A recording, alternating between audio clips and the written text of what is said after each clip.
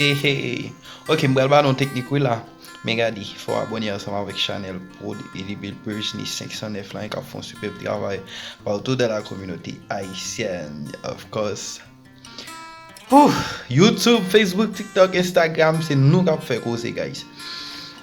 Ok, an pati. Ok.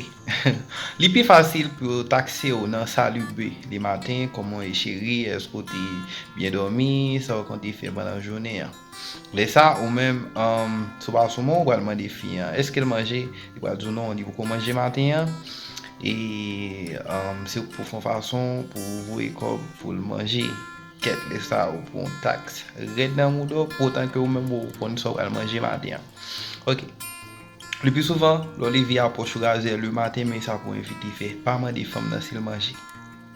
Si vous capable écrire en matin, le plus bon pour vous, à l'écrire vers 4 et 5 heures, laissez ça, tout bureau c'est bien fermé, pas bien mon cache encore. Lò écrit le pas de s'il manger, il va pas bon mentir. Si le bon mentir, vous avez côté pour défendre parce que vous petit chéri d'avoir le ventre comme pour là, malheureusement, mon cache fermé, laissez ça, bien laisser demain matin. L'autre demain matin, Lelge ou demain matin, téléphone ou gen tan discharge. Ouais, ou tellement jeune pas pour bail jusqu'à ce que ou fout non bluff. OK? Ah oui.